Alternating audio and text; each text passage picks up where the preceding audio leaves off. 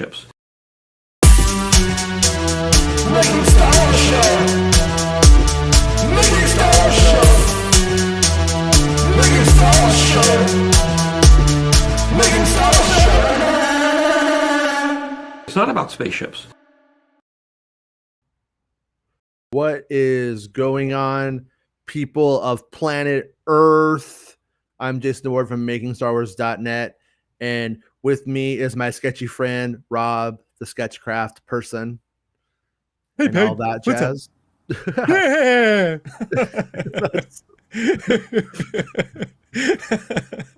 Live from the set of not the Mandalorian, Married with Children. Yes, the second greatest TV show of all time. I went down to the set of the Mandalorian today, looked at it. It was so exciting, you guys. It was bustling with nothing. Absolutely nothing was going on. It was like, well, okay, I'm gonna drink my iced McDonald's coffee and look at the same garbage as always. Yeah. I guess, Jon Favreau needs a day off. Dave Filoni. Well, Favreau did get eaten on last night, or the other night's What If, which, by the way, fantastic series. Seriously. Is it? Yes. Fantastic. It needs to win some Emmys for writing. Seriously. Okay. It goes in directions you would never think they would do. Yeah. My relationship with What If is very strange in the sense that I used to buy the comic book as a kid, but I didn't read actual Marvel comics. Me too. I didn't like them, but I found that when I bought What If, it just took the general whatever of the character and gave you everything that you needed, and I enjoyed it. I remember That's what one of them. Series does. Yeah. Yeah, with flawless. I mean, look, people are like, some of them, I see the complaints, and anyone that has a complaint about this series needs to stop standing the Droids cartoon right now. These mother effers, they I don't know what they want out of life, like the kind of cartoons we got even in the 90s, the Bill and Ted's cartoon, they weren't great. Oh fuck, was so bad. People told me 2D was better. I'm like, did you watch the Bill and Ted's cartoon? Even Batman animated, probably arguably the best American-made 2D cartoon of all time, had shoddy animation. Even in the movie, Mask of the Phantasm had stuttering frames and sequences that didn't add up. So whatever. For the time though, like Batman was just on. Like that was as good as we ever had at that point.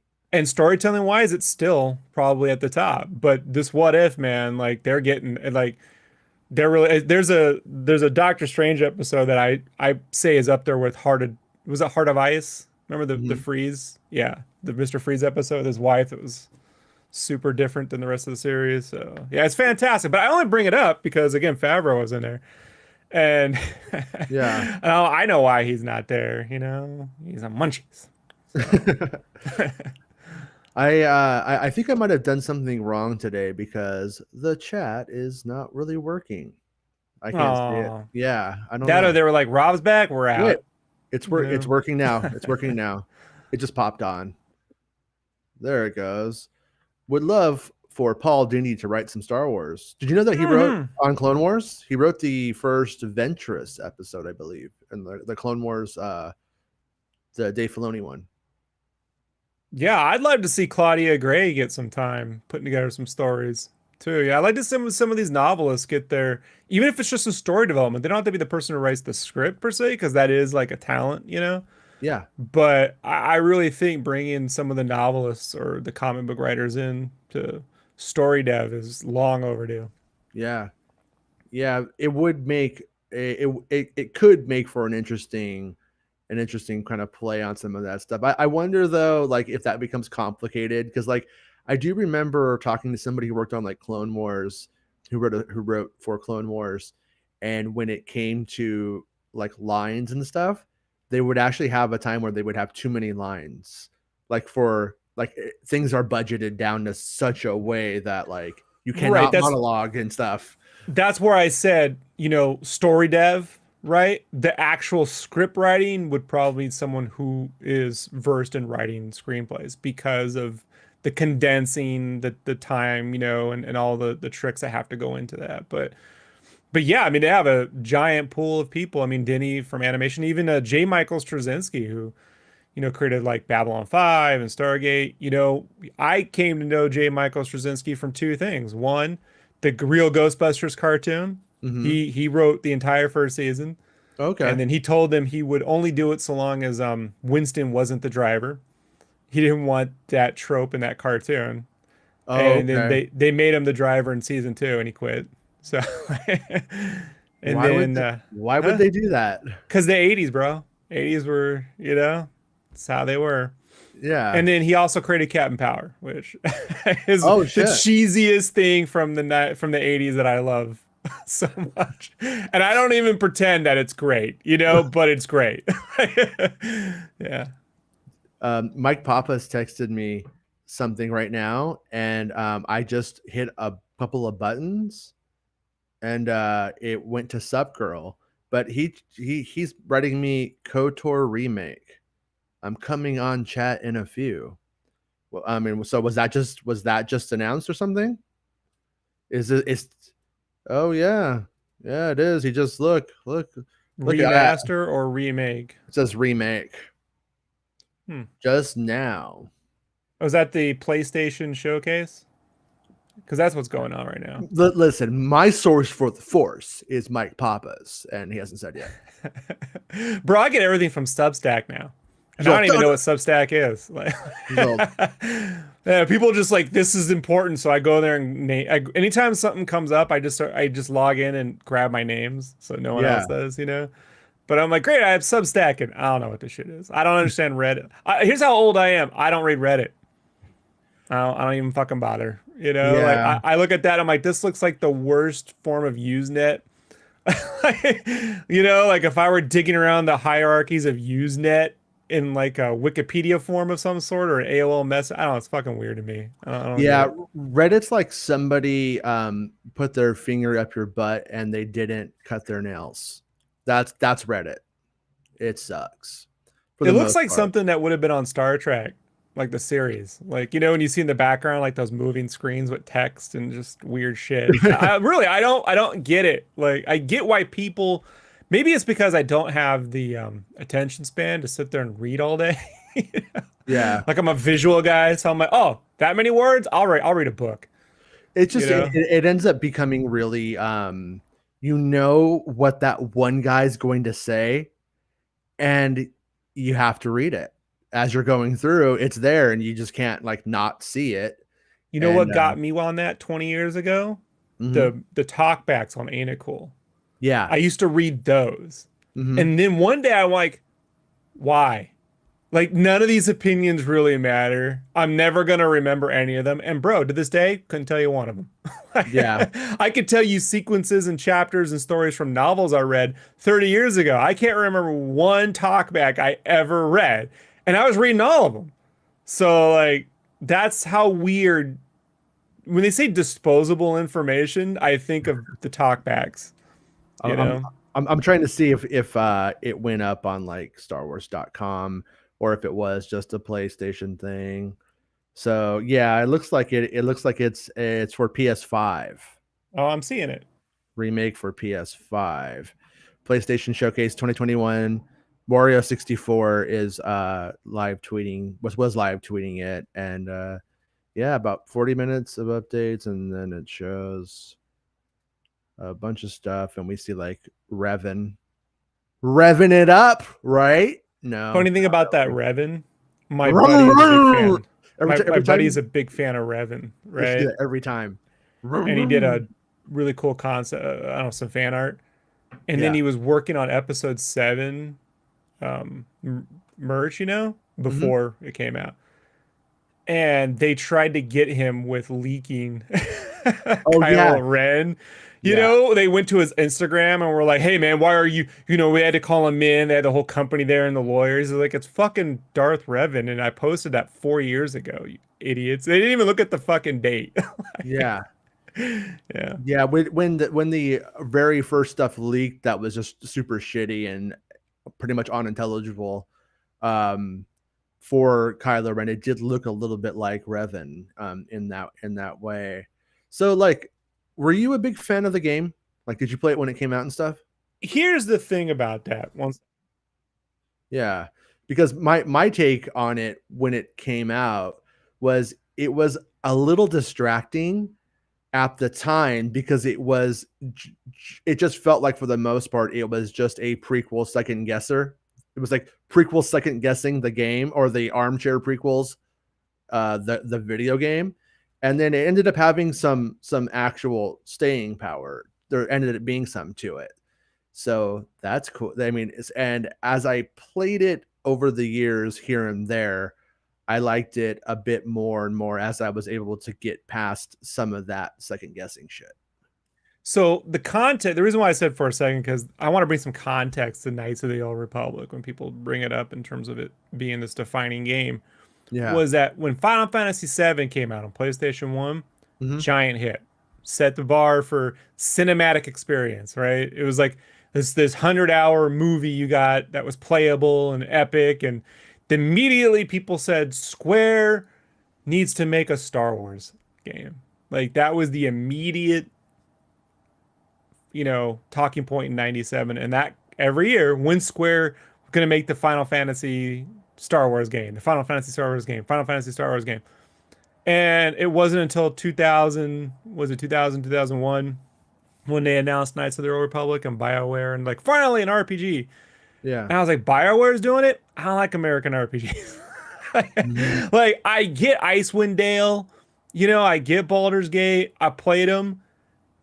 They're fine, but they're not Final Fantasy for me. I get, right. And I get now people like, they don't like Final Fantasy in comparison to those, like, especially in America. They're like, I don't like the over the topness and the turn-based repetition of the battles and the spells. I'm like, that's what I wanted. I wanted this over the top, non-realistic Star Wars game where you could do cool Jedi moves, and it's like in turn-based, but it's not canon. It's just a fun, cool JRPG take on Star Wars. Yeah. In the same way that I wanted a fighting game, like the original Star Wars fighting game that they were making before they made Mortal Kombat, where it was going to be like all the characters digitized and they could fight, but it wasn't canon. It was just a fighting game featuring Star Wars. Right. Do you understand what I mean? And then they made Masters of Taras Kasi, and they tried to take it all fucking serious. Yeah. And they're like, this is lore, and you can't have Yoda in it because remember, Yoda's too short to fight. That was their fucking talking point, which was funny because 2002 proved that all wrong. But I bring it up for Knights of the Republic because it took itself, for me, it was like trying to be like a serious Star Wars thing, but then it wasn't.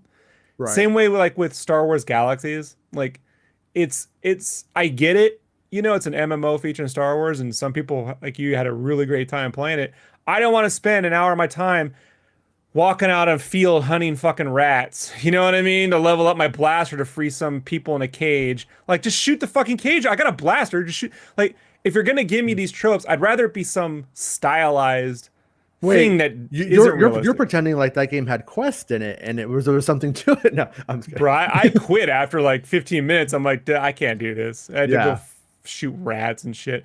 I would just want to, like, I don't know, man. Like, so like with Knights of the Republic, I feel like, again, like you said, it was like, let's give them like a prequel, but it's not like that design style felt more old trilogy than prequel trilogy, right?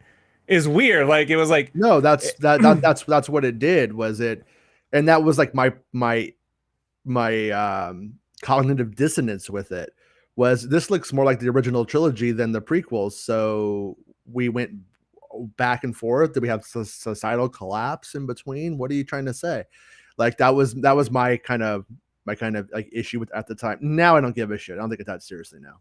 But I would have loved an over the top Square style JRPG Star Wars game at the time. Like, I still would. But, before I forget, AJ, wash your balls. Okay. Anyways, AJ's in the shower, so making sure he washes his balls. Whoosh. But then again, don't take my word for it. I love a Married with Children JRPG. Where you got to grind battles at the shoe shop, and all the customers that come in. Al won't move past the door if you don't give him a copy of Biggins. And did the side quest deal with No Ma'am, and all that nonsense. Like, so I don't know, guys. Like, don't put me in charge. But I'm glad to see that it's something that isn't disappearing. Like if something resonated, they should do more of. Yeah. I don't think they should be like, oh, that was great, but that was didn't, and now we're doing our own. Like what I really fucking hate, bro, like with a passion, are these mobile only games that are just, credit card suckers. Oh, we'll be Like talking just about that today, I think. because you as a father probably have to deal with this more. I can just be like, nope, not gonna do it. But if I had kids, Yeah. fuck, Lord knows, how bad it would get.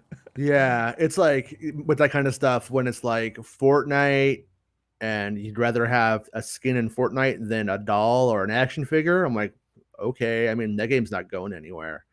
What sucks is when it's like some like schlocky one-off game that gives you like doll houses or something for my daughter, and then no, she's gonna play it for like 1 week and it's like $12 for the add-on or something. I'm like, no, I don't think so, unless she really wants it. Yeah, and I don't But like playing games on my screen, on my phone at all. yeah. First off, I don't care what game you're playing, your phone's gonna fucking get hotter than the sun. And I Mhm. don't want my phone burning up for any game. Like I just don't. It's too expensive. Don't want that. Don't like the screen. So like a Yeah. lot of this mobile stuff, like the Marvel and the Star Wars stuff, it's all gone to mobile, And like they just announced a new Shining Force game, but it's mobile, and I'm like, well, I don't care, man. Like sorry. So Yeah, glad to I don't see it's a PS5 game. I don't give a shit about mobile games for the most part. I don't play them. My kids actually ask me like, why don't you have any games on your phone? I'm all because I don't want you on my phone, and and I have an Xbox and a computer, and Yeah. why So why I'm would I? glad the upside to this is a PS5. Asper sounds familiar to me, the developer, right? The co-developer on this. Lucasfilm Games, that's funny. There's no such thing as Lucasfilm Games. Like that's Lucasfilm Games. It's an office with a licenser, you know? That's funny. Mike Papa is the teaser actually out? Yeah, it's Or out. I'm looking at it right now. oh, okay. It's just Revan lighting a saber. It's not worth Okay. the DMCA if you want my opinion. Yeah, There we go. yeah. What? Yeah, I this is why I don't play games on my phone. I can't even fucking see this on my phone. But Oh, it's here's the just thing, they got an entire MMO based around yeah, this, there it is. and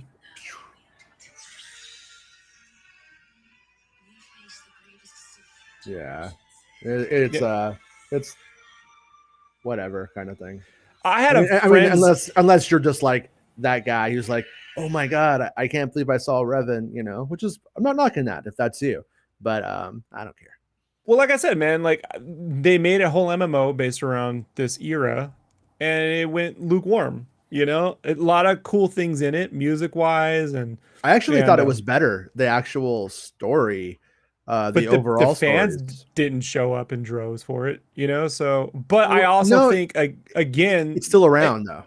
It's still I going. know, I know, and I'm glad they look, and that's something else. I don't think Yeah. every movie doesn't need to make $1 billion to be successful. Hmm. They've learned long term they can make this work and it's smart. So Yeah. that I'm happy with. But remember when it came out, it didn't light the world on fire. Like it wasn't. No. And if anything, from the fans, not talking from the average public, from the fans, it split them. Like the people who were like, "We want the galaxies, Knights of the Republic, we want story." Like that So was it was three things.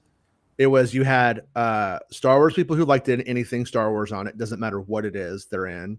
Then you had Knights of the Old Republic fans who were like, I want this as a single player experience. I don't want to talk to anybody else and play games with people, which is probably kind of me. you. And then there was the other side of it that was like, where's Star Wars Galaxies? Why can't I make my house and that kind of stuff?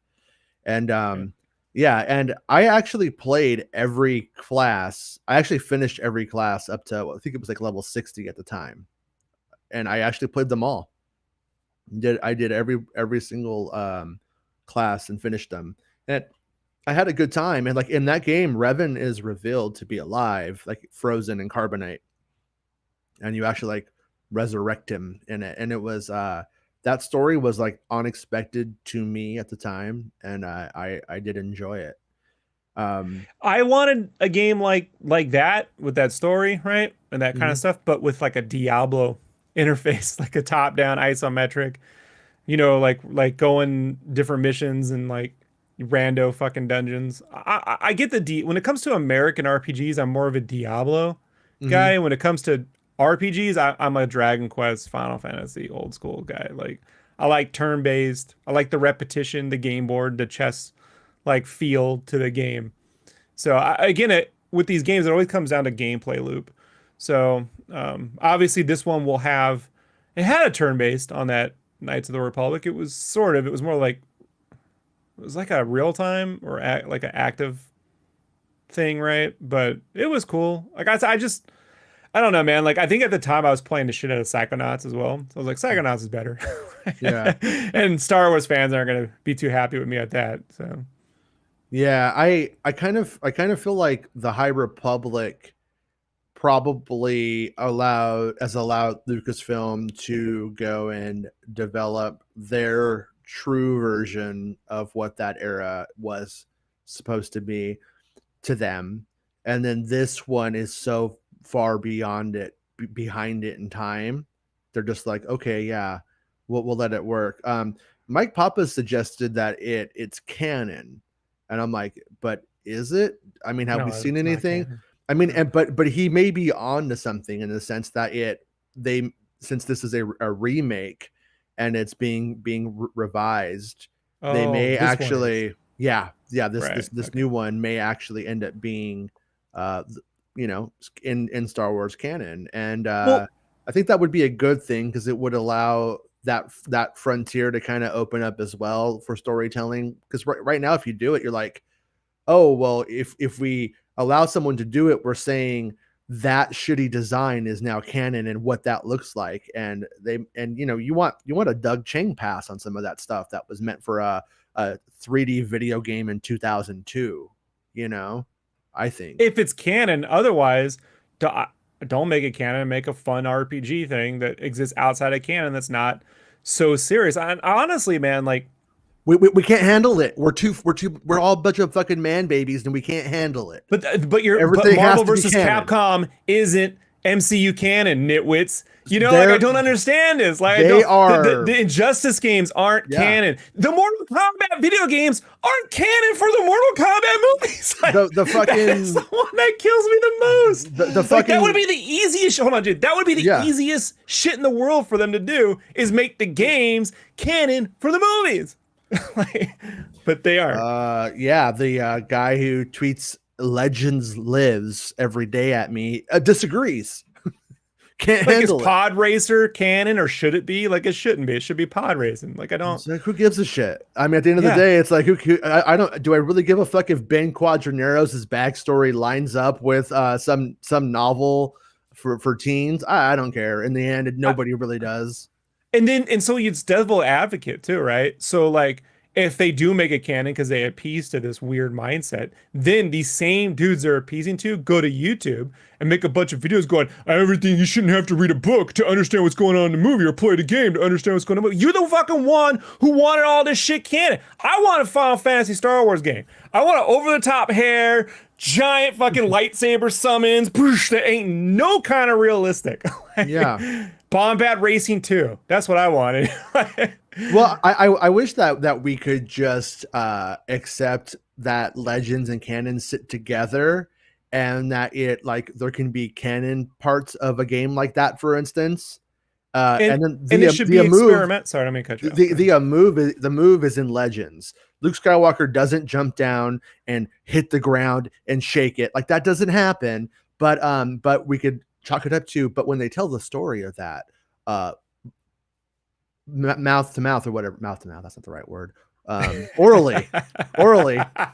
That's your Freudian slip. Yeah, right. When the oral tradition of it says that, but that's not really what happened. But you see it in the game that way, and you're like, but yeah, that story is canon. The moves aren't. Like, I would be fine with that kind of shit, you know. And you need a space to develop ideas so the cream can rise to the top, and the ones that rise to the top, they can then pull into Legends. Canon. But in a way that hopefully isn't just straight one-to-one remakes or like I look at it like this, like Thrawn's a great idea, right? Those Yeah. books are great ideas. Would not have made the most cinematic of films, you Yeah. know? So like that's would have made a great point and click adventure game back in the day, you know?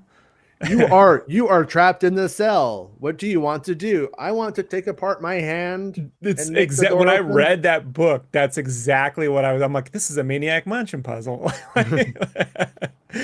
You could take the piece out of your hand and then you drag it with the cursor over to the sprocket, you know? Yeah. All right.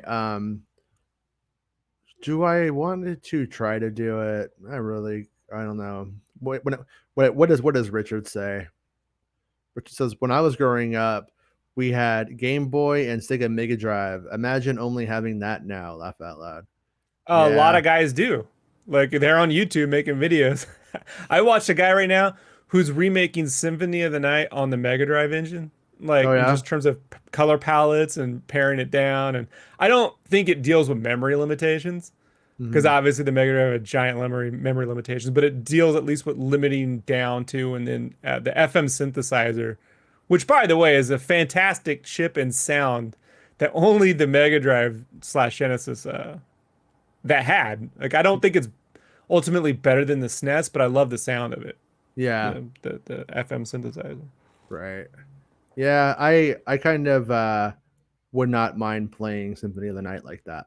I wish that it was that way. But anyways, I was gonna say was yeah, so if they send out like a sheet or something about this game, I don't know if they will. I'm gonna check my email real quick because Oh, a press I kit. I tend to get like the video game stuff from them. Like I got the stuff for like the VR game we'll talk about in a few, but yeah, I don't have anything about that yet.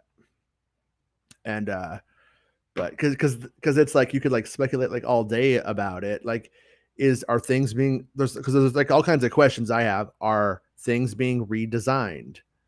Like the Revan is clearly a final design of Revan and closer to the one that we got in the last game, but also closer to the one that we had in the Clone Wars concept art. I think I'd have to check that, but you end up like in a place where are they redoing all of the dialogue and are they recasting it and that kind of stuff.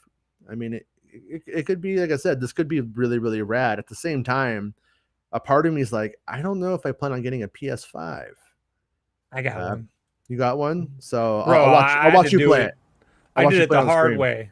Oh yeah, Hmm. I'm horrible. I You did the built hard it? way. No, my phone. I was on the phone for 8 hours.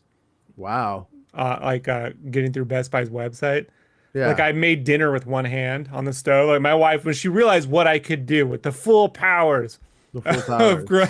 of spending 30 years on the internet and phones, like one hand you're trying to brute force my way into the Best Buy shopping cart, and the other hand making ramen from scratch, not box, from scratch, Yeah. was not easy. Yeah. Yeah, because I still don't have, since the pandemic, I didn't buy the new Xbox or the new PS5. I was like, Well, this is all a big I'll- headache. And it is a big headache. I was like the prices of them and what they do. I'm like, they're kind of feeling like I'm buying a pre-made PC. Yeah, you're And not. The thing about the PS5 that cannot be explained is the same thing with VR. Like, you know how mhm, you can't tell people about VR? The yeah, controller and the haptics on that controller are unlike anything you've ever experienced in video gaming. So, it comes with this game called Astrobot packed in. Probably hmm the best packing game of all time, I think, at this point. Like, for me, like, it's amazing. And, like, I don't know how to describe it. Like, did you ever play a game? Like, remember on the PS3, they had games like Lair, the Rogue Squadron dudes. hmm Factor 5 made it. And people were like, oh, it's gonna make Rogue Squadron with dragons. And then Sony made them like cram in the tilting function. yeah, And tilting sucks because you can't, it's just a controller, you can't feel where you're going. With this, it can do, I don't know how to describe it. You can feel at chung chung chung chung chung chung chung. You can feel anywhere you go. It can feel like sand. It can feel like balls, like weighted balls flowing. It's so unlike anything I've ever with. It's amazing. that was a very 40-year-old virgin moment right there. It feels I don't know. like Hey man, sand. I got the background, Like right sand. back. Yeah, well, sand gets everywhere, but they use sand. Like I don't. That's so weird. Like, but it's an amazing experience that is not available anywhere. Yeah, I think it's a fantastic system that just unfortunately we live in a world right now where the pandemic and people endlessly strip mining GPUs to mine fake currency, you know, that is just killing the ability to produce any form of electronic in a meaningful time. And plus, we have this nonstop bot problem, right? Where the minute something goes up for sale, bots just, DDoS everything and then just Battle get all droids. yeah, the battle droids steal all the shit and put it on eBay. So All right. Wait. Wrong one. Wrong one. I'm gonna see if. it's chatterbait. Oh no. Oh, I wish that'd be fun. Kid, All right. it's you! Can you hear it? Yeah. All right, here's the deal.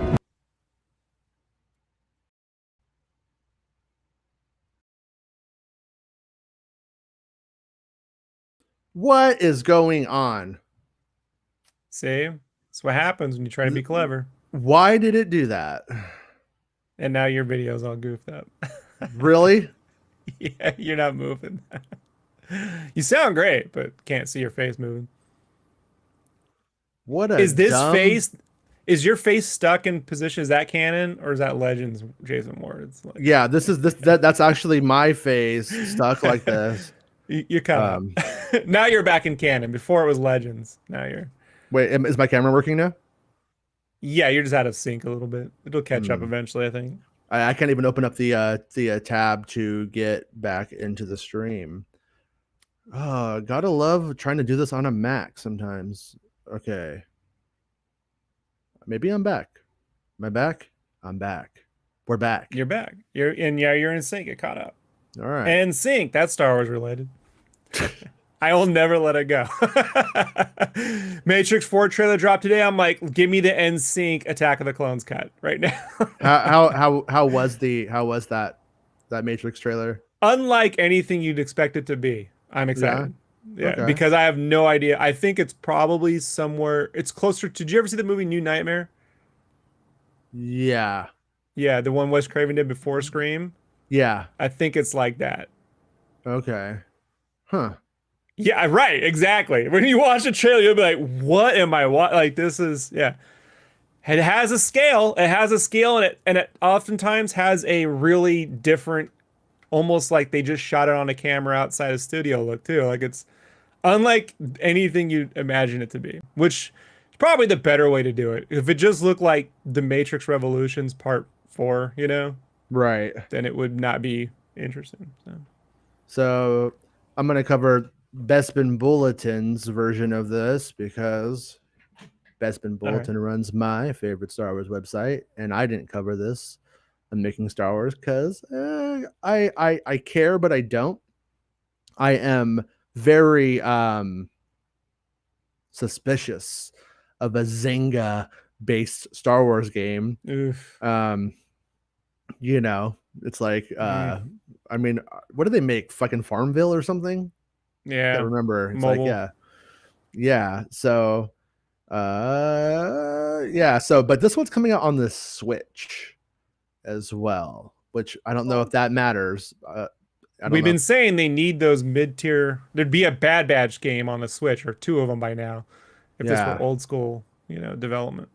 So Twitter user Broad3000 noticed an advertisement for the game on Facebook and proceeded to follow the link, which brought them to Store Maven app, which featured brand new images of the upcoming title along with reviews, and also boasts the title had over 5,000 downloads. However, when the Twitter users attempted to install Hunters, they were unable to do so. No new information was found. Why would you do that? I mean, Russian spyware now. Yeah, but I mean, what I'm curious about is are the 5,000 downloads beta users or are they cooking the books? No new information was found in the description of the coming title, but we do know that Zynga are gearing up for a soft launch of Hunters in the 4th quarter of this year. They described Hunters as an online free-to-play squad-based AAA competitive third-person shooter. What the fuck is that? Free-to-play squad-based AAA competitive third-person shooter. It's Fortnite. That's it. That's a song, dude. Online free-to-play squad-based AAA competitive third-person shooter. Bro, That'll be available. I think you got the bonus track on Fort Dracula, dude. You know, On like the- if you let the last song just go for like 25 minutes of dead space, and then that kicks in. And just that Just stream call of it consciousness. DLC. Just call that song DLC. Hunters will link your profile across your devices, Fortnite, meaning you could play meaning any progress you make on your iPhone will transfer over to your Nintendo Switch and vice versa. Despite only being announced for Nintendo Switch and mobile, job listings for Hunters earlier this year indicated that a version of the game was being worked on for PlayStation 5 along with Xbox Series X and S. The following images are from Hunter's Store Maven page. All right, It's Unreal 4. so competitive. It's Fortnite. Yeah. Well, that makes me kind of excited in a way, even though I don't know if you can compete with Fortnite at this point. As far as being a very fun game, and Fortnite has Star Wars skins as well. And I love my Switch, but you know, the problem I've had with most of the releases, especially like No More Heroes 3, which just came out, which is totally cool, but game's running at like 20 frames per second, man. Like the Switch is not at this point. Your phone is more powerful than the Switch. Yeah, my daughter likes to play Fortnite on her Switch. She just prefers it. She just likes everything to do with that, and I don't understand it. It looks like shit to me. It plays really poorly. She actually has an Xbox One X, so I don't know why, But Dragon Quest on a Switch was an amazing port. They did a fantastic job. That might be the best visual looking game on that system, but it looks. I mean, you can see like the Stormtrooper helmet has like a crack in the back with so they're probably making like all kinds of variants on the basic model of that, which would be a very easy skin. Oh yeah, look at his helmet. It's like all cracked and shit. And then you got like a Wookiee, and I guess we're seeing the controls on the phone version on this one. Yeah. Which, like I said, I wouldn't play it on the phone. I'd play it on. That's my old man hill to die on. Will be that shit right there. Fuck your screen controls. I can't take it. Well, and it's like one of the successes of Fortnite is the fact that it has an ever-changing dynamic map every season, and if not even every week, things change. Like right now, there's like an alien invasion with UFOs, and the mothership up in the sky moves over and pulls stuff out, but it's constantly changing the dynamic of the map. And I'm curious if they are doing something like that here, or if it's just like, oh, I picked this planet, I'm going to Bespin now. Because if it is that way, those rotations get really stale. They got stale in Battlefront really quickly. And then so we got some blasters here, trusty blaster, and then what's that say? Special ops, Phoenix blaster, and then they cost something. But is that no lightsabers, huh? I'm guessing that's cosmetic. I mean, yeah. Right here's a lightsaber. Is there a lightsaber? Okay, because I was about to go. This sounds like classic Lucasfilm, right? Like no. I mean, that's all. Lightsabers are almost the only reason I could see to not do this in the Fortnite environment, to be honest. And Fortnite like has so many like sub games that you could play, and they rip off other games as well. Like what's that one? Last of Us or whatever. Is that what it is? The one where you gotta like guess who like the spy is or whatever. Like they ripped that off really well. And The Last of Us is a post-apocalyptic Naughty Dog game. That's not what I'm talking about. I'm talking about the one Among Us. Who Among Us? Yeah, Us. The fucking Us games that I don't play. Anyways, so like a part of me goes like, you should have made a deal with them and just had this as a sub game in Fortnite and taking a cut on the skins and shit you'd sell. But I mean, it could be. So you got like a squad name, and then there's a Jawa, a Rhodian, a Wookiee, and a droid. Looks like a Sith witch. I'm not sure what the fuck that is. No Kalukian space lizard. Yeah, and the Regular. stormtrooper. So yeah, I mean, Yeah, sorry. I'm on my squad, and then I fight Kurtz. Like that's this is our Kazanjian's on my squad, and then we battle Kurtz. yeah, I am. I don't know. I'm not excited. It didn't really do anything for me. I told you when I think what might get me excited for a Star Wars game at this point is if maybe the guys who made Demon Souls, the PS5 port, which is fantastic, doesn't need to be unforgiving gameplay like that. You could have an easier mode so anyone can play it, kind of thing. But Yeah, Demon Souls is quite amazing experience. That's the closest you're gonna get before Unreal 5 to like a next gen. It's quite beautiful, like, and it's awesome. I didn't watch it, but I was on YouTube and I came across a guy's channel. I think it was called Dank Souls, and every time he dies, he has to hit his vape. It's not making it easier. So basically, I he's the Green Knight. but if that channel's working, good on him. I mean, if he's just like, I found a way to suck at a game and get really stoned, and people are paying me, I guess that guy is a genius. At the end of the day, a genius. I would get excited for, again, a old school looking Mortal Kombat digitized people, you know, game with Star Wars, and like give me 300 Star Wars characters, and you could do like 10 on 10, 2D fighting battles, like just something that's way over the top. Like this just looks like it's competing with current games, right? Like it's not. Yeah, I don't. yeah. Right now, I'm not convinced that yet. They're like, hey, we're making something really good for you. Right now, I feel like just my vibe is we are siphoning off of something else that is highly successful. And Which is what Lucasfilm kind of, or LucasArts was doing from oh, how'd that work out 1997 for through. them? Right, Right? right, right. I know. Yeah. When it was, well, yeah, well, it worked well for me, No, but like, no. I mean, I don't hate like the idea of something is super popular. We're gonna do like the Star Wars version, but do it with the people who did it right. Do it with those people. Don't go to the Farmville fucking people to that's right. where I'm like, what? Yeah, so like when they said, "Hey, we want to make an Uncharted like game with Star Wars," and we got Amy Hennig leading it, that's an Yeah, exciting prospect. Like that's like perfect. yeah. But then you cancel it because your fucking engine's too stupid. But I mean, now I can see now instead of making a pod racer game, they would just have Ubisoft reskin the Crew 2.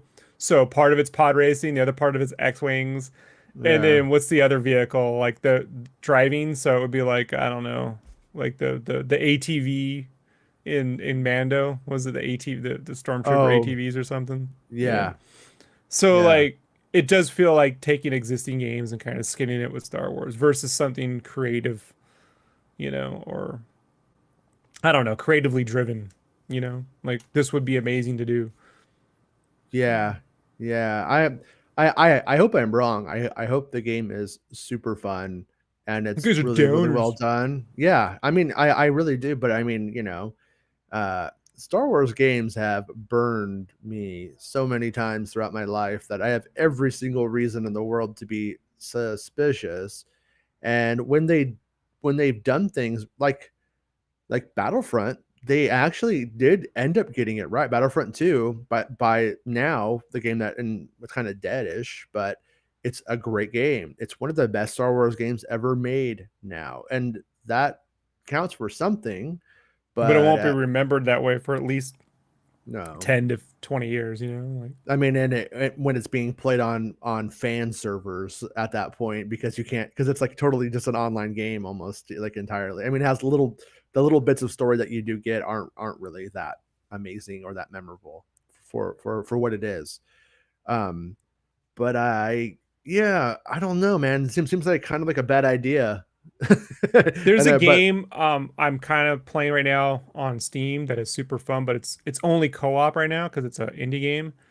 But it's got a weird name. It's like Hyper Squad Unboxed or something. But it's a okay, first person shooter where it's like Small Soldiers, where you're a mm, action figure. You make your own action figure character, and the maps, one of them's in like an 80s toy store, bro. And you're all miniature and you could shoot all the boxes off the walls and dinosaurs and all the toys. And I'm like, I want this, but with all the Star Wars action figures. You know what I mean? And the He-Man action, get like the Fortnite licenses and give me the action figures, the plastic molds, right? Yeah. Where, I can like play like as the or the Mattel or Kenner, sorry, I know, right? Hasbro, no. Mattel, no. Kenner. So the Kenner, the Kenner toys and my hammerhead and that blue unitard, Yeah. like I want like a little toys Star Wars game where I could fight in Toys R Us and KB's and malls and in your backyard and in the boxes, like the Hoth bases cardboard boxes laid out in the snow, or Yeah. the action figure stuff. Make that into a VR game, and then we could that way a bunch of us adults from the 80s can get on there and no one will know we're playing with our toys outside. No, I didn't see you playing with your dolls again, sir. Good. Yeah.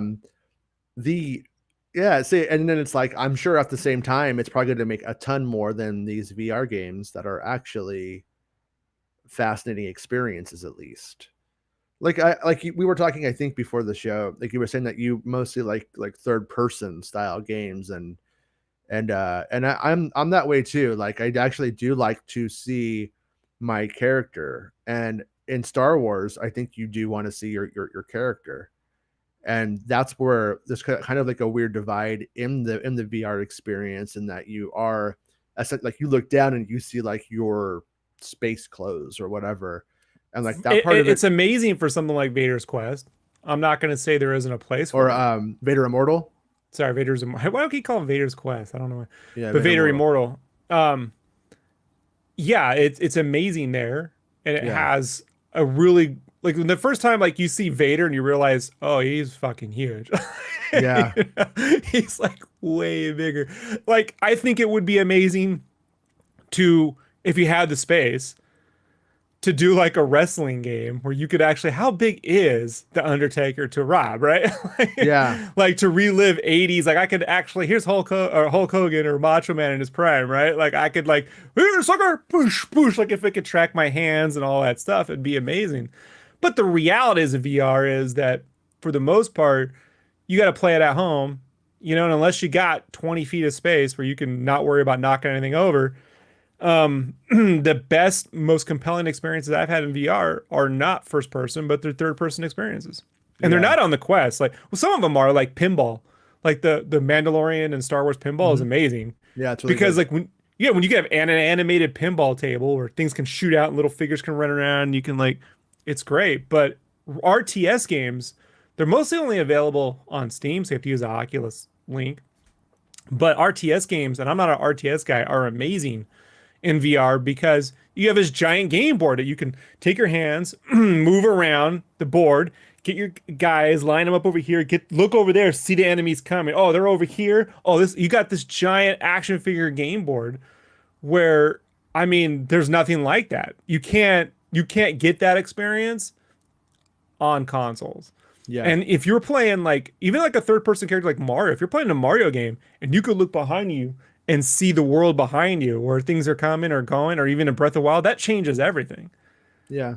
It makes for a more compelling experience. So. Yeah. It's like, I'm like so mixed on it, because like there's a part of me that like, no, like in Fortnite, the fact that like you get like a skin, or like you unlock a skin or the variant of the skin, and then like you're like looking at it, that is a constant reminder of either you spent money or you achieved something.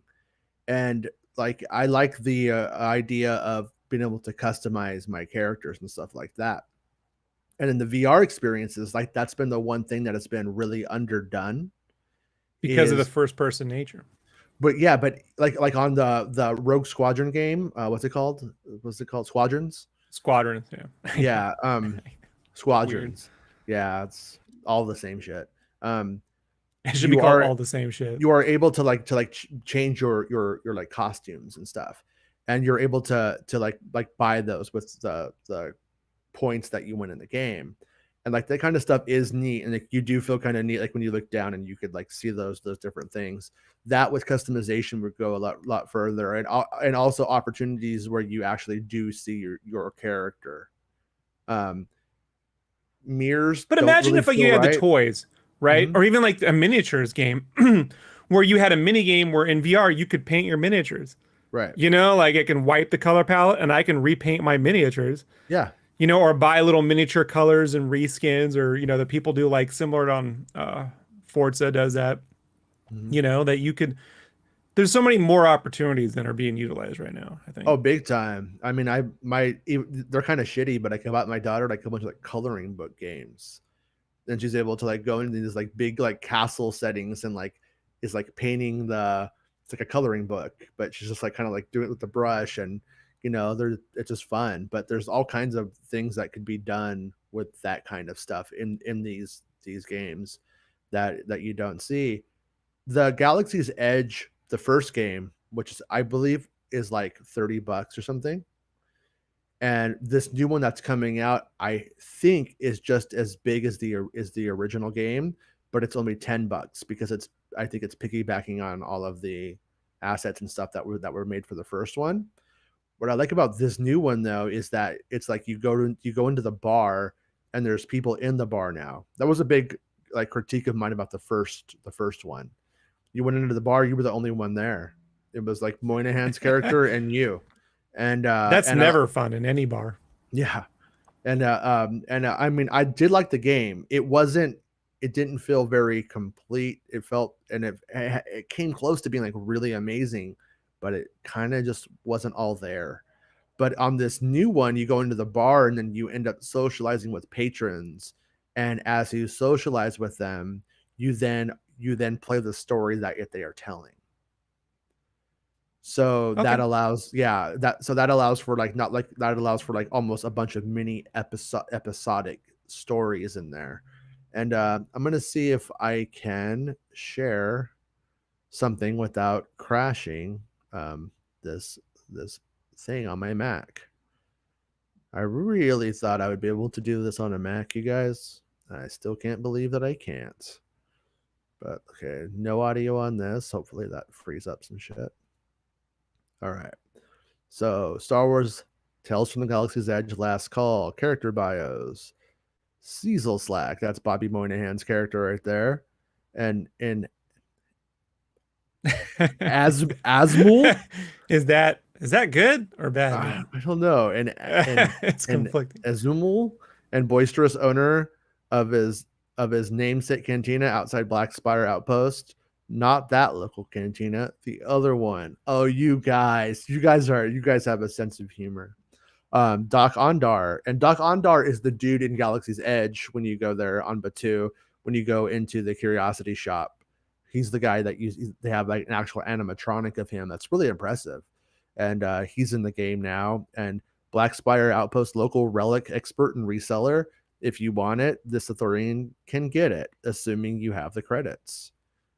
He has the Mandalorian's helmet in his shop. Did he kill him? Was that his fate, or is it a knockoff?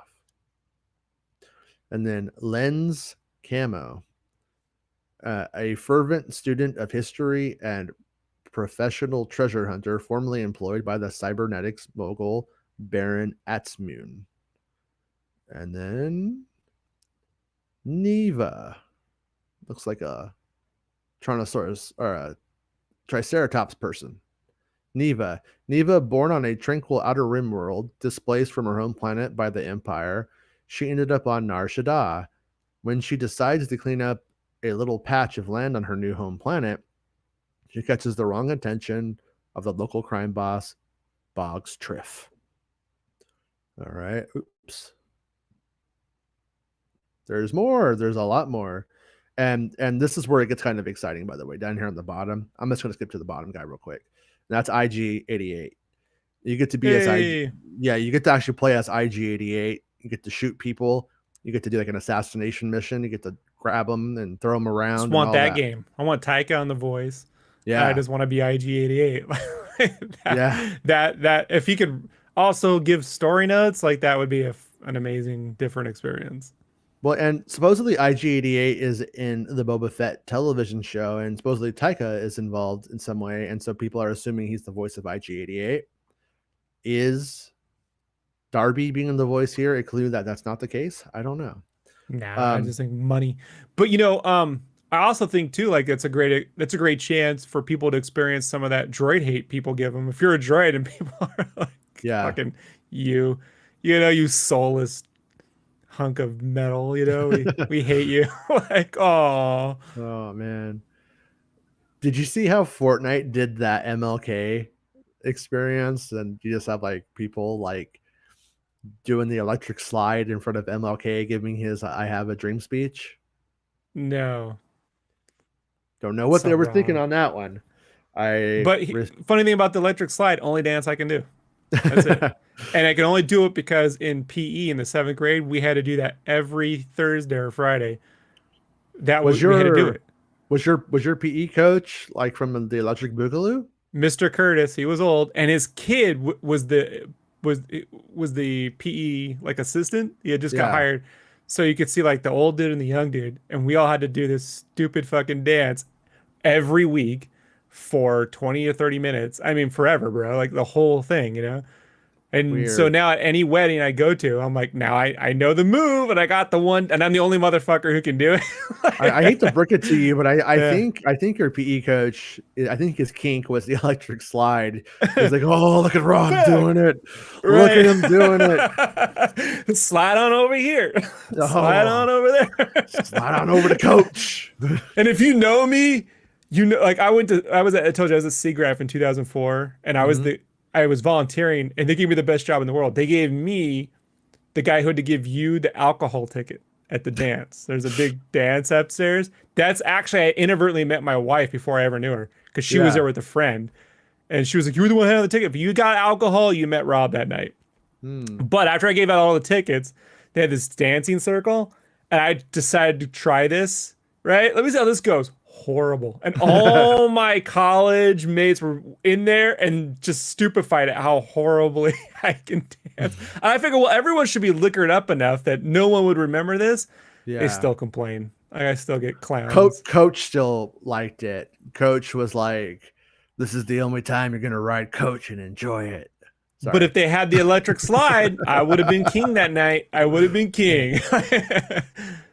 All right. So Lieutenant Gage, the fervently loyal and utterly ambitious commanding officer of the new First Order installation on Batuu, Lieutenant Gage first thought his assignment to Batuu was so far from the eyes of his superiors was a bad omen for his career. Turns out there was no greater honor. Oh, okay. What's up with this pose for the stormtrooper here, though? What is that? We can't see it. You guys can't see. Is it too small, or no? It's not even on there. It's just you and me. Are you serious? Yeah, I'm serious. It's just you and me. Well, this thing really sucks. There we go. Sorry, guys. Oh, what is that? Yes. Lieutenant I like Gage. that. Look at him. Oh, like, what is that? What is that pose? That's if I could wear a bikini and a stormtrooper outfit at the same time. That's what I'd be doing. I mean, I like that cod piece. I love it. Really quickly, because I didn't realize you guys couldn't see what I was seeing, but there's Sleazak, which reminds me of Sleazak from Land of the Lost. There's Doc Ondar. There's old Lens Camo, the scuba diver, if you ask me, and Neva, who looks like a Triceratops person. Okay. And then we got Lieutenant Gage, who is, I guess, a bikini model poser as well. I love it. And then he's wearing his underoos. Yeah. Right. It looks. It's just that so would be a weird. great skin, right, for the stormtroopers if you can get underoos skins, right? You could be wearing your underoos. Is this what happens when you don't want to show guns and things or something? Yes. And you don't have a stormtrooper, you don't know what to do. Like he's like Ricky Bobby. Like, I don't know what to do with my hands. It's the Spielberg ET remaster of all the Star Wars games where they just take the weapons out. But I like that Hondo Anaka is straight up drinking a fucking 40 still. Like he doesn't. they don't care about that. Hondo's like, I'm pouring one out. Yeah, Yeah. for Lucasfilm, for LucasArts. Pour one out. So Hondo Ohnaka is still voiced by Jim Cummings, the arguably unscrupulous owner of Ohnaka Transport Solutions in Black Spire Outpost. Shipping problem? Hondo is your solution if the price is right and it's in Hondo's best interest. And then The this, Darkwing Duck Jim Cummings? I would think so, yeah. Oh, now you Yeah. got me. Yeah, Color me excited. He's a big voice actor, so I would imagine he was Darkwing Duck. And his Hondo Ohnaka, I mean, is brilliant. He's some of the best original Star Wars character work I think that we've had. His Darkwing Duck episode on DuckTales is fantastic. Okay, I need to watch that. I will. Addie Sunzi, a headstrong Jedi Knight from the days of the High Republic. High skilled in combat, she was forced to face her fears when her master was struck down. She also makes some of the finest fan edits in the galaxy.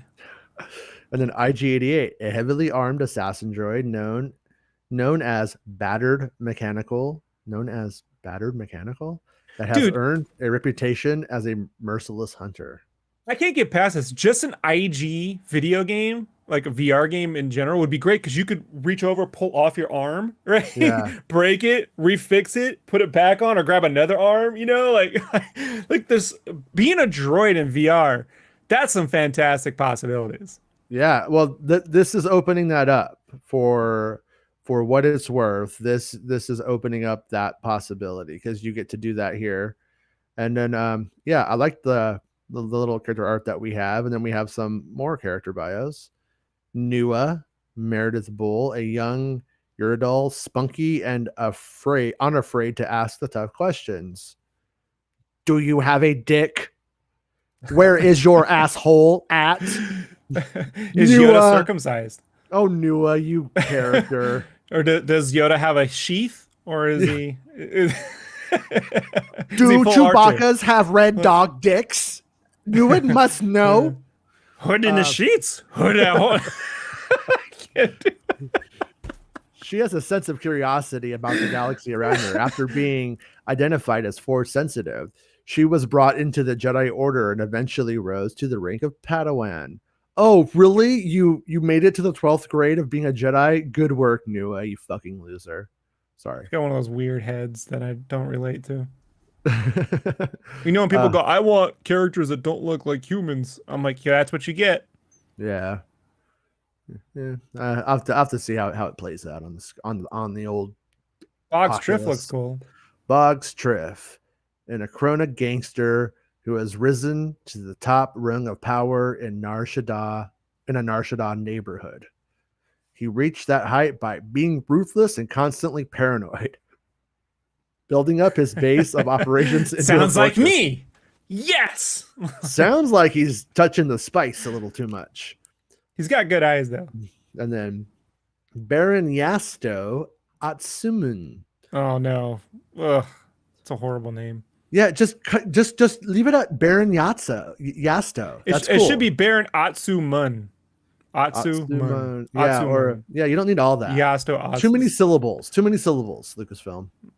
But but if it was just Baron Yasto, I'm on board. Yeah. A cybernetics magnate with a penchant for the occult. Do you want to do the Ouija board with me? No. I look like Cthulhu, therefore I'm attracted to the Cthulhus. When the Baron's not gambling on Canto Bight, he's collecting dark and dangerous artifacts for a sinister purpose. Like Athorian dildos. I'm gonna say it. I put it out there. Athorian dildos. Or there's like a weird 7 like Rancor dildo that would just murder. You know what I mean? That is the best. What do you have behind your back? Is it an Athorian dildo? Yeah. This is what I had in mind when I planned the sequel trilogy. Huh. It is. It's an Athorian dildo. Yes. All right. Let me see if I can stop sharing without crashing. Okay. I'm back. Kind of back. We're twins. Yeah. It makes very little sense. There was other art from it I was going to show, but I think we got the vibe off of when you're talking about the knights and you're talking about this, because there's nothing to talk. Like, here's my other thing too, man. I've helped shipped a few games, right? Mm-hmm. Some triple A's, some indies. Yeah. I actually helped. It was me and Zoo, the creator of Berserk Boy, that put together the trailer for the Berserk Boy game that we did. Okay. And I gotta tell you, man, I don't like trailers that don't give me gameplay. Mm-hmm. Show me gameplay or don't show me the trailer. Just make an announcement, Yeah. like a screenshot, because CGI characters that walk out and then cut to the fade, not interested. And with Yeah. Berserk Boy, it was difficult because there was some thoughts that maybe it should be more of a teaser. I'm like, people aren't gonna care. Got to show them the gameplay. I got to show them the gameplay right off the fucking bat, bro. Right. Like, could you imagine on the Nintendo 64 when they announced Pod Racer, it was like just footage of a pod revving up and then coming soon? You wouldn't get excited for that. Back then we would have, but point taken though. And not after 20 years of it. We were You like, know what I we're mean? like, Not after, but I liken it back to the Attack of the Clones 30-second. Did you ever see that 30-second Attack of the Clones teaser in theaters? Mm-hmm. Where's Vader breathing? Yeah. People were like, what the fuck was that? Like, it was over before you could like look up from your soda in your Sour Patch Kids. I could be wrong, but I think I might have bought some version of QuickTime to be able to Yes! to own it. Like it was like QuickTime 7. Yeah, it was one of QuickTime those 7 ones. Pro. And if you bought it, then you can get the Star Wars trailers or whatever, save it or something. Yeah, yeah. I think I went into Monsters Incorporated to see the other trailer and left. I don't think I watched it. But it would happen in the theater so quickly. People, what was that? Yeah, Like the worst I've ever seen it was the teaser for Batman Begins. Mm-hmm.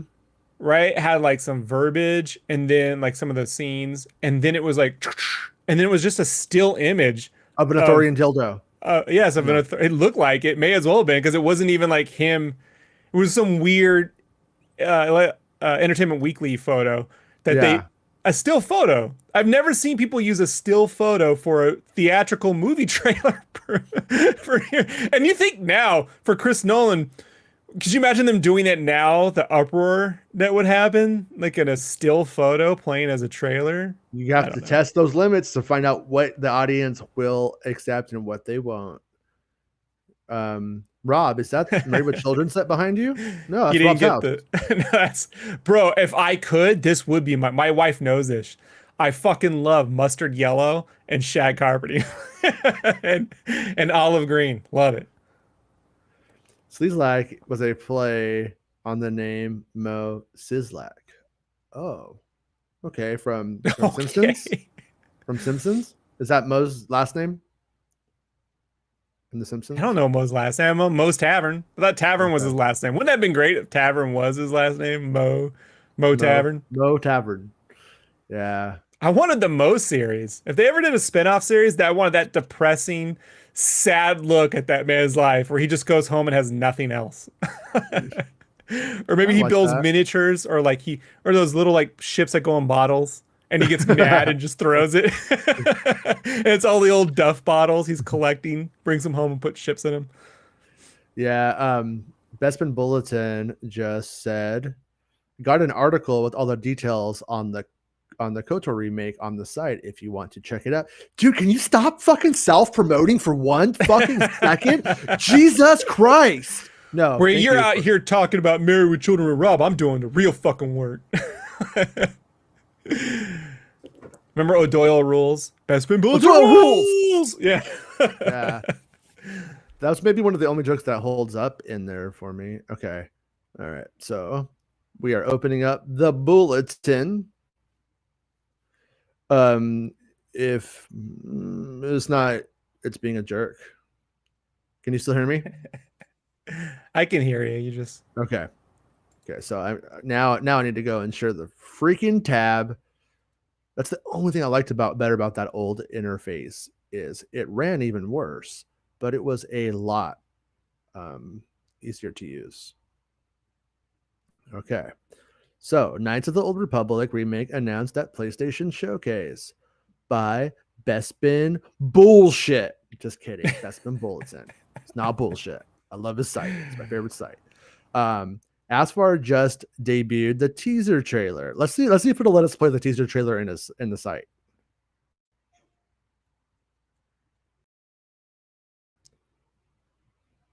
We got nothing. You got nothing? You don't see it? And all it did was pause your video.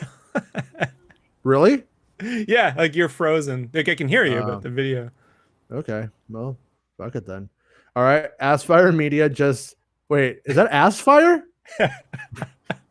Are they called Aspire? Bro, that they're my heroes. If that is how it's pronounced.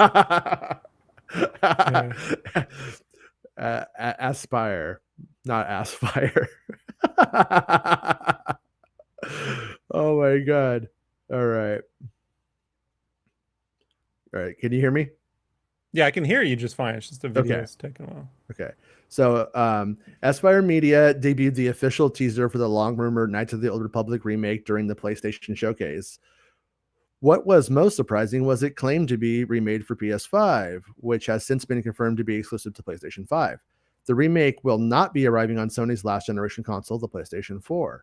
However, not all hope is lost, Xbox fans, as the title is apparently only a timed exclusive, but we currently do not know how long the title will be exclusive to Sony's latest console or when the title is set to release. In January 2020, Cinelinx reported, by the way, Cinelinx has been fucking reporting Knights of the Old Republic remakes since fucking I got my first dick hairs, okay? So eventually, I guess a Brooklyn clock is right eventually. What's that guy that used to do that whole show? All he do was speculate on like video game futures. Michael something. He was the one who was always like, Nintendo has to release the Wii HD. And I'm like, if you just keep saying it long enough, they'll eventually make it, right? They're gonna make episode 10, you guys. I'm breaking it now. Right. But anyways, it was in development, blah, blah, blah, blah. But wasn't unsure if it was EA or not. In January of this year, I exclusively reported, finally a source I can trust, on my podcast that the game was not being developed by EA, but by a smaller known studio, which was eventually what happened there. My computer is lagging. You're literally on 1990s technology or broadband at this point. Apparently, a 2020 Mac is that shitty. By a smaller known studio, which was Aspire Media, who have been experienced for Knights of the Old Republic games. That is so The Office, right? All right, I'm gonna try to get out of this and see what happens. But I can imagine Michael Scott trying to make it look like Aspire, but someone created a logo and it looks like Aspire, right? Yeah, everyone's Aspire. Like, man, this is being unforgiving right now. All right, Rob. I gotta take over. I'm sorry, guys. I think I'm here. Yeah. It's like I think this program has some kind of caching issue where when I put a bunch of stuff through it, it doesn't lose it. Like I think if I restarted and did one thing at a time and restarted every time, it'd be fine. And now you look like, you remember how they used to cover up the land speeder hovering by putting Vaseline on the lens so you couldn't see the wheels? That's how they did it. Did you know that? Yeah, they did those shots. Now you're back. Yeah, but for a while it catches up. And you go to land speeder mode. Yeah. So sounds. Yeah. Was there very much new in that? No, just time exclusive. Which is the time exclusive was the big takeaway, right? Yeah. Which makes me happy because, like I said, I don't think I'll be buying both. And then there was that South Park joke. Are you an Xbox guy or are you a PlayStation guy? And I go where the Dragon Quest goes, my friend. And then Dragon Quest ain't gonna be on Xbox. Oh, that's where I played it, my friend. That's where I played it. Fuck you. Damn, I'm wrong. Well, I'm not playing it on Xbox. It sucks because I'm a big Double Fine guy, and Microsoft bought Double Fine. So after Psychonauts 2, anything they make is only going to be on PC or Xbox, but it'll be on PC. So long as I got a PC, then I guess I'm fine. But I do recognize that at some point, the Unreal Engine 5 tech won't work on my PC. Right. So that's where I'm like, that Games Pass streaming thing would work. If not, for that fact that I'm under some weird backbone that won't allow me to stream games because it doesn't matter how, like, I have unlimited super fucking internet, but some server out in Portland or Seattle is creating this bottleneck that doesn't allow me to do GeForce Now or any of the streaming games in any kind Yeah. of, yeah. That And they can't do anything about it. Yeah. No, and I was of course joking the Bestman Bulletin before. Thank you for updating us, dude. Like always, whenever you feel like it, come in and update us. And to be know? fair, you pump his site more than you do your own. You don't need, Dude, I'm in love with this site. Like I'm like pumping it hard, dude. I'm you like, do the flash dance, right? balls deep in the Bestman Bulletin site right now, you guys. I know where I recognize Asper from. They're the ones that did the remakes of Pod Racer and Jedi Knight 3 and all that stuff. Those recent like re-releases Okay. on Switch. Yeah, they did those, which were pretty good. I mean, in terms of just getting that shit done, you know? I'm getting So, and they think Bestman they did Bulletin pregnant right now. Sorry. Oh no. Now we know it's in Padme's belly. All right. Bestman Bulletin. Bestman Bulletin. That's where we just stuffed it full of Bestman Bulletins. Oh, no. It's horrible. I was Well, and Jason cut off. So now you're stuck with me. And let me take this.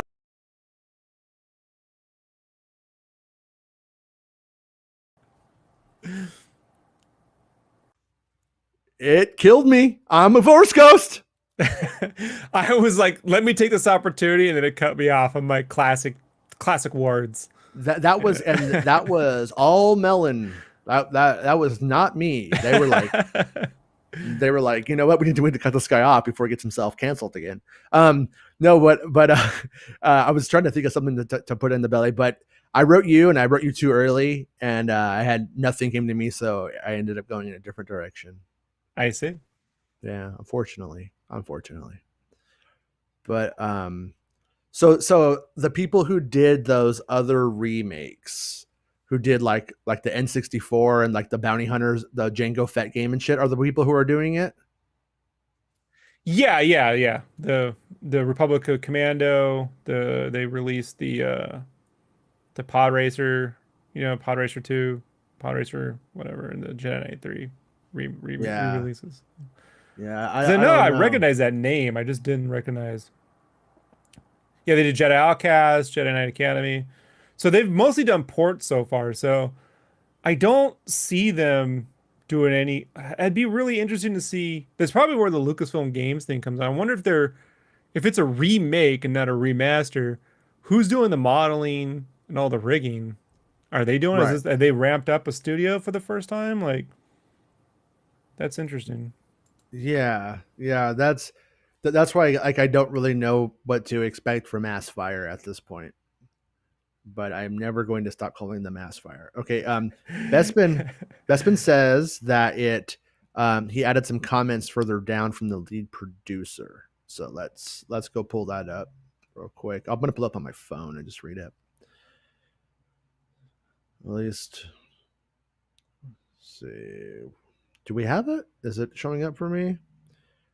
So after the PlayStation showcase, Ryan Treadwell, he's a Treadwell droid, you guys. The lead producer at Aspire revealed that the title is a complete remake of the beloved Star Wars story that they have rebuilt from the ground up, but have managed to keep the integrity of the story and characters. Treadwell revealed that veterans of RPGs are working on the title along with developers that worked on the original KOTOR games that released in 2003 and 2004.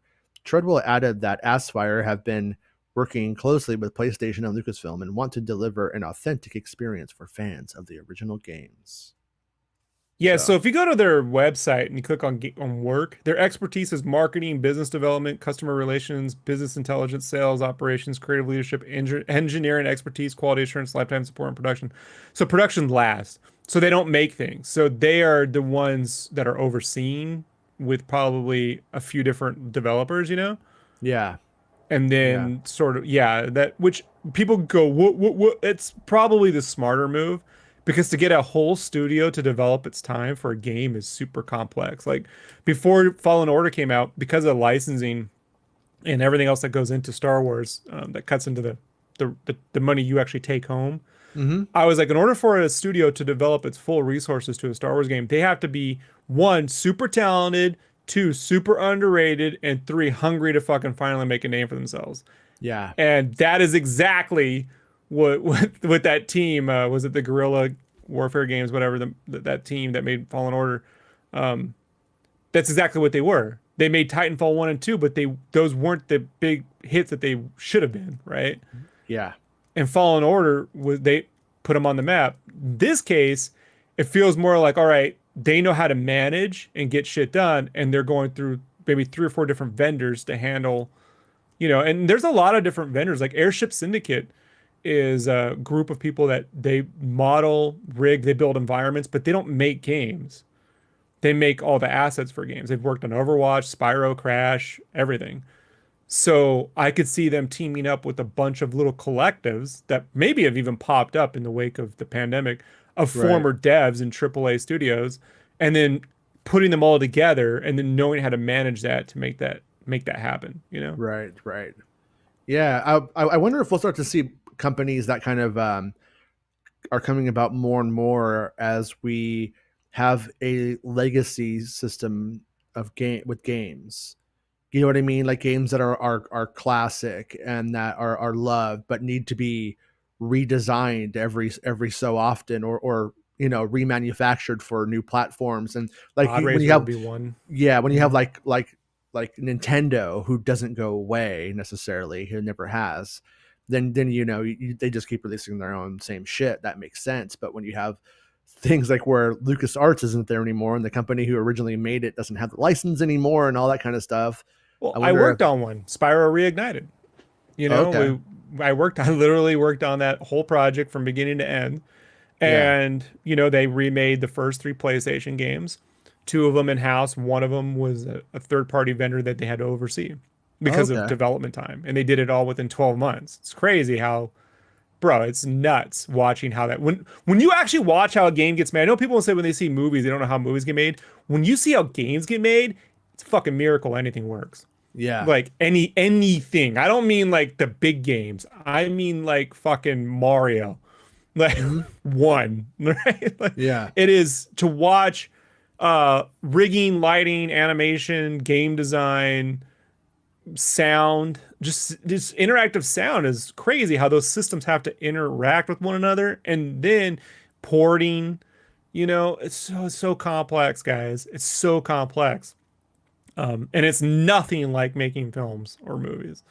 Right. So, yeah, I think they're probably in a great position to do that, short of being some AAA exclusive studio like Insomniac, right? Hmm. That has that all in house. I think more of this sort of thing would happen, and is the better thing for taking games, like you said, that maybe like the Rogue Squadron games. If you took that content and remade 1 through 3 plus Battle for Naboo in one package, you know, for $39.99, I could see that going down pretty well, Yeah. Yeah. Yeah. I kind of, I'm like, I don't know. I'm like mixed on it. I need to know that the art, that the assets and stuff are being redesigned. Like It if says I. remade, so they're not going to be. I don't even think the original assets exist. I know when people see games that get re-released, like Final Fantasy VIII, they go, "Oh, so you just have these assets lying around somewhere?" No, they don't. Matter of fact, on the Final Fantasy games, especially with 7 and 8, they were made at the same time. No, eight and Mhm. nine, 8 and 9 were made at the same time, and they were writing over old files on those drives, so they didn't even have them. They had to Oh, extract the models from the PC build to make yeah. the remaster. So that holds true for games like, yeah, BioWare's there, but maybe they had the shit stored on some Jazz drive, or some SCSI, you know what I mean? Like Firewire, or what was Mac had their own. There wasn't even Firewire. They had their own port back in the early 2000s. Yeah. I So didn't have one. I didn't have one back then. I just remember it sounded like a bitch. Yeah, because I had to use a lot of those like lacy drives back in the day. Remember Yeah. lacy drives? And so they're they're not a, so they'd have to rip them from original models. And it says remade, and if those aren't remade assets, they're gonna never hear the end of this, you know? Here, let's hear the line.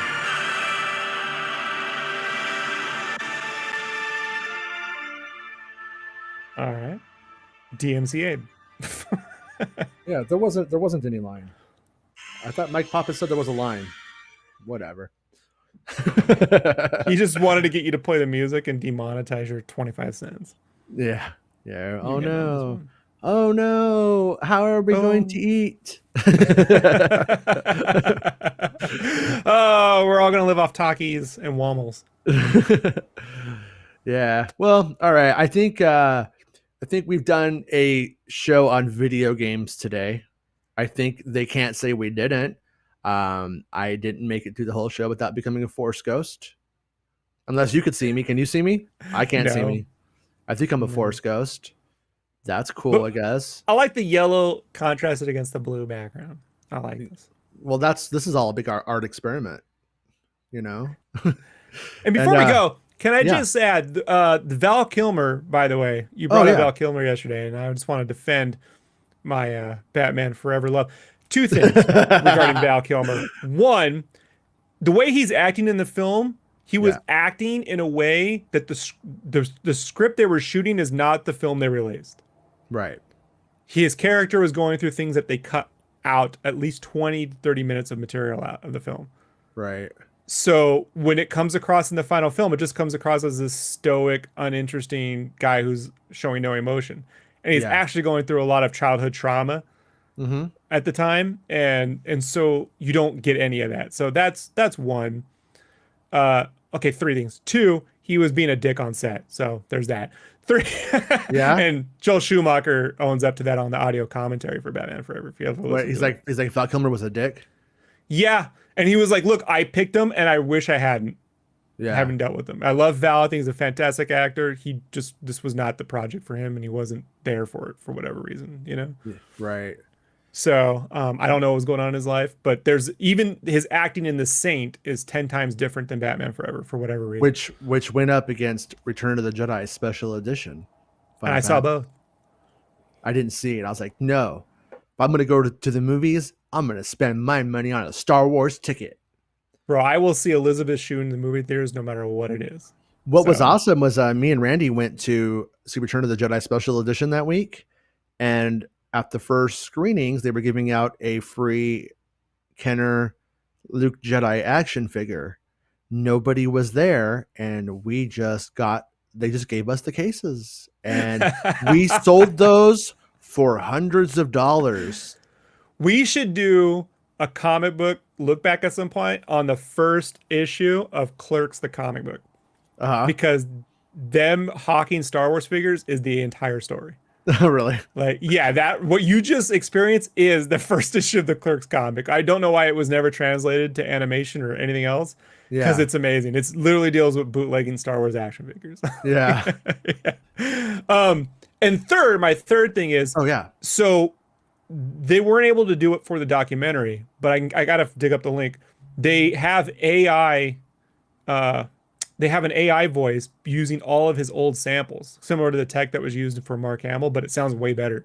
Okay. Where he can now act, right? And use his voice and it gives him his old voice. Oh. So when you're saying, hey, how will we bring him back for these other movies? He's like, that's exactly how I can do it now. I can come back and act. And then you won't have the voice that happens when you have the tracheotomy and all that stuff. So bring Mad Mardigan in, fuckers. Yeah. Let's do it. They can totally. I mean, he'd have to be, I don't know what physical stuff he can do now, but he could bring him back and his voice can sound very similar. I'm like super curious as to when this story takes place. Like I suggested, I made it up, but I'm like, do Nelwyns live longer than dakinis? Was like, I remember brownies because I'm a food guy. Yeah. I remember brownies. I don't remember Nelwyns. Fuck, what was in that movie? Yeah, you got your Nelwyns, you had your dakinis, you had your brownies, You had your fairies, you had your Finn Razel, you had your Bav Mortar, your General Kill. Yeah, I was telling you off air, and yeah, I'll own up to it here.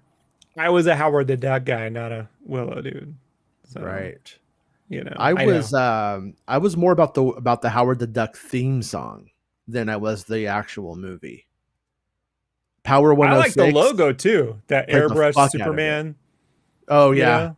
I love that. Howard the Duck. Like I love yeah, that. It's like the Superman and the Indiana Jones logo, like met, yeah, yeah. Lucasfilm, man, they made some weird shit. I mean, Radioland Murders. That's like that one's a hard one to watch. That one is probably that's the one you never hear about. Like no one ever mentions that one.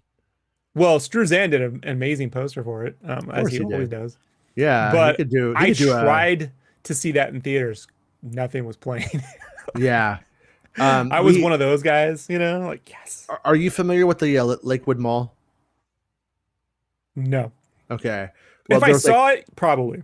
yeah, I know you know like Cerritos, so maybe you know Lakewood Mall. But anyways, Okay, then I've been there. Yes. okay. I just don't know the names. They never told me the mall. The mall, right? Yeah, it was one of the main malls in like in the 80s. Yeah, And there was actually two theaters, and it was like Lakewood South and North, I guess.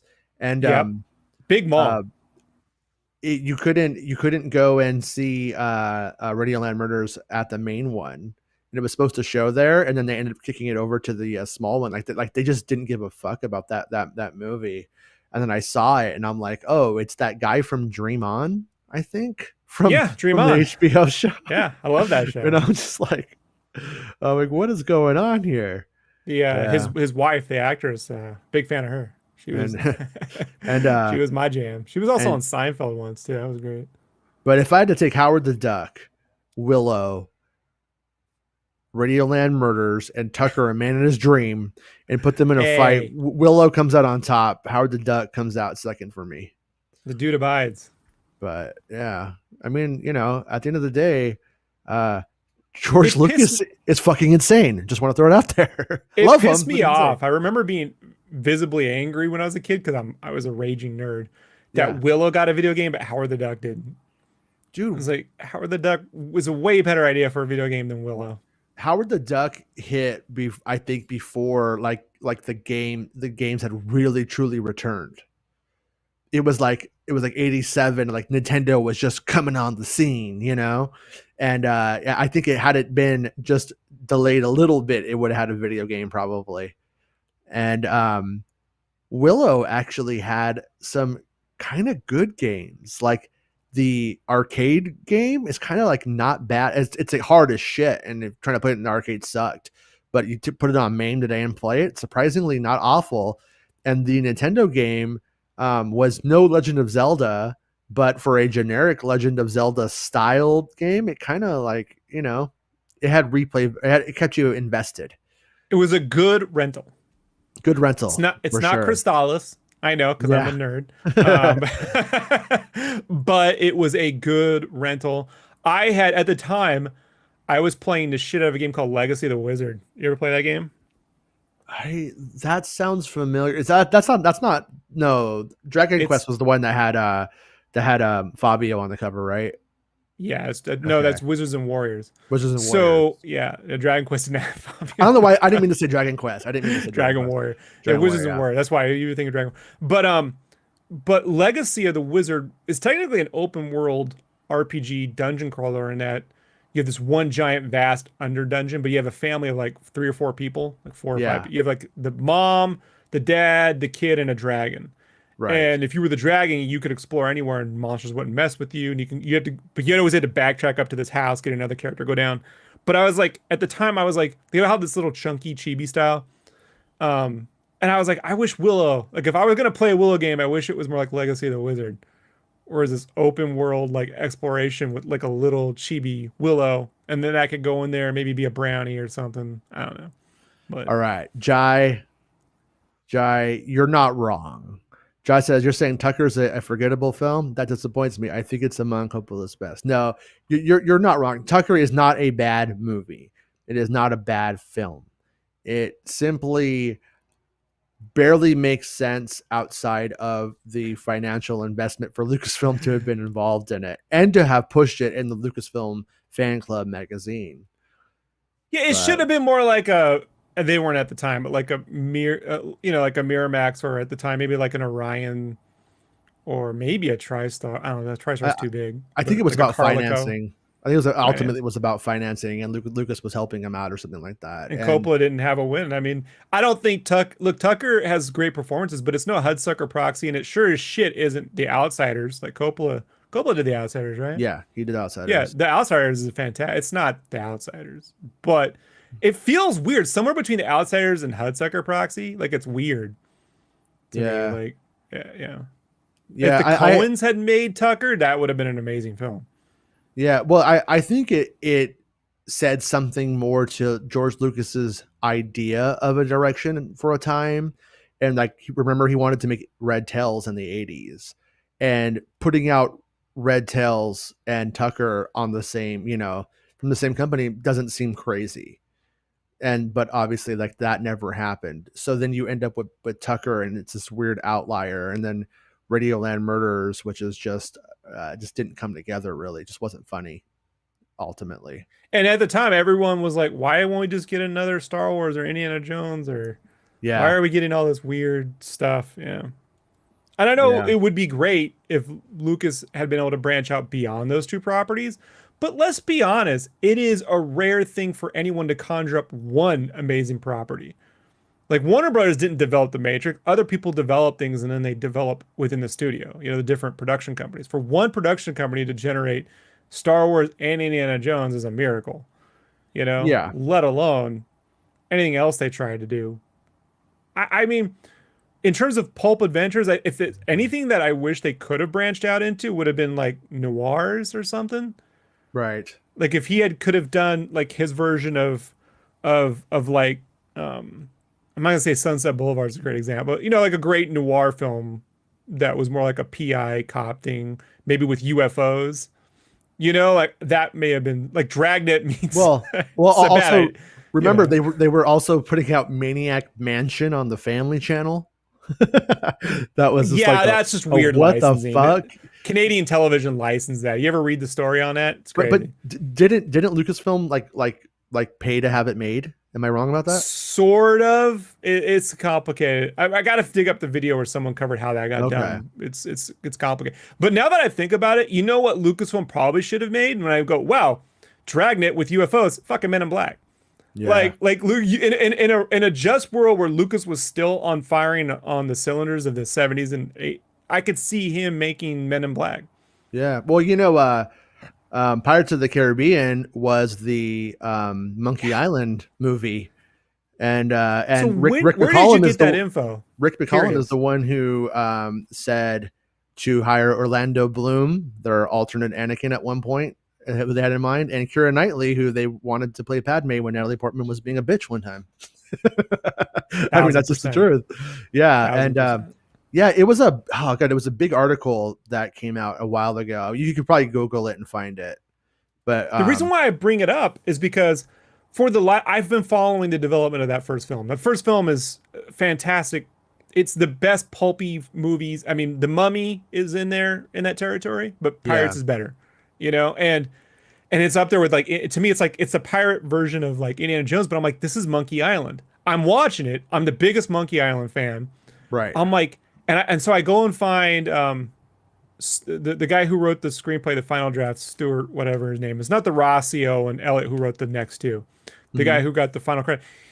He's the one who like got credited with bringing in the ghost aspect or something. Yeah. And I'm like, but he never explained. I'm like, where did that come from? Like, that doesn't. You don't just go, I'm gonna do ghost pirates, because when you go to Disneyland, there's a skeleton pirating the ship, but it's not an undead skeleton. It's like that ship's just drifting along sea, and that's their corpse. It's not ghosts. It's not the ghosts are in the Haunted Mansion way over that way, like a ghost ship, and that's your only like real connection to it or whatever. But so I've always wanted to know, where did that idea of putting ghost pirates come from? Because it's fantastic, but who did it? When did it happen? And no one's ever explained it. And when you were like, because it was originally supposed to be a Monkey Island movie, I'm like, that's why they won't admit it.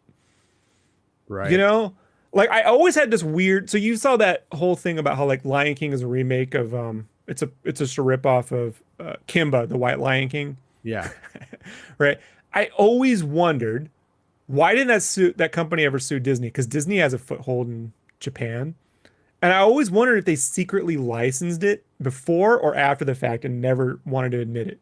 Or they may have paid. They may have paid them off when it went to some kind of arbitration. You Right. know. But I Right. do. I have to close the show down now because I Okay. got to pick up some kids from school. Damn it. And yeah, but Jai, I hope you come back and we'll talk about some Coppola on our next episode. We'll keep it going.